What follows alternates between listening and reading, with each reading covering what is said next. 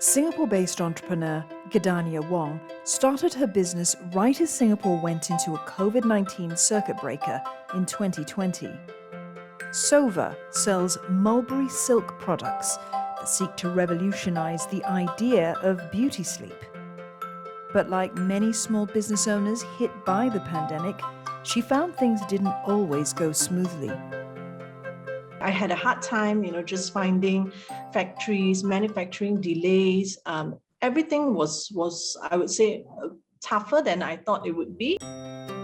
From business owners to employees, around the world, the economic burden of the pandemic has been disproportionately borne by women. So much so that some are calling it not a recession, but a she-session. Women account for more than half of job losses worldwide, despite comprising just about 40% of the global workforce. Women are also much more likely to be doing unpaid work. Usually, if there is a choice to be made, it's almost standard that maybe the woman is expected to be looking after the family and the man continues to work. But some say it's precisely now that more women need to be represented in the boardroom and in business. What the pandemic has actually done is accelerated globalization and technology as disruptions and transformations across companies, everywhere.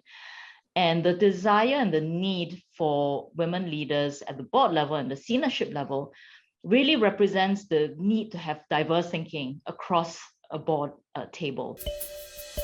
Experts say women are sometimes seen as less investable because they doubt their own abilities to balance both business and home.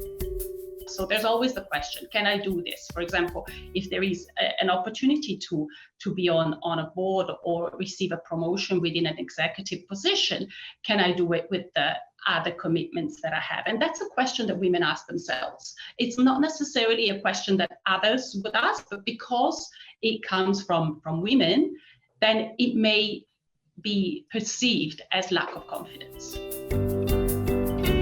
But in fact, multiple studies show having more women in the workforce positively correlates to better returns and share price. Women bring different values and different propositions to the table. It's about the diversity that our economy will have, with women entrepreneurs being more innovative, more vibrant, because it's very much a woman thing, right? Where women are able to multitask, they are very resilient. And so when they come to the entrepreneurship ecosystem, they bring together a very good value proposition. Helping women run businesses go digital is also key. Social Gifting is a social enterprise that sells gifts made by differently abled crafters. But the social enterprise hit a snag during the 2020 circuit breaker.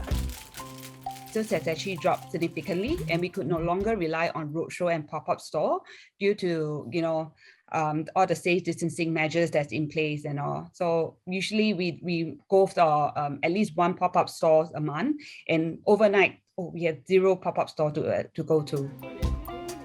Both Social Gifting and beauty startup Sova made use of PayPal's help to scale up their business and digitize. It's part of the fintech company's $100 million commitment to advance the economic empowerment of women and girls. I think, as we expanded, we started to get a lot of online customers from different markets like Malaysia, UK, Australia, US, and it helped to have a familiar name when they were checking out. Trust and familiarity was important. So they have actually enabled us to enhance our customer experience with our newly optimized website. We have added new payment methods and started selling on Shopee, Lazada, Q10, and other global platforms. Business leaders say corporations should lead the way, especially in creating support networks.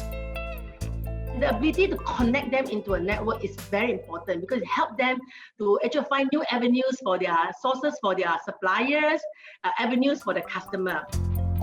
Financial education from young can also level the playing field. Financial literacy is a very core life skill that I think we need to imbue in many women and as well as men. So the earlier that we look at each individual child, boy or girl, and give them the fullest opportunity to their talents, and nurture their independence and the ability to think through what are some of the ideas that they can innovate. It's not just about creating that single entrepreneur. Is that I think in this world of disruption and globalization, the more that we have our youth think about innovation and creating change and making a difference, I think we will all be the better for that.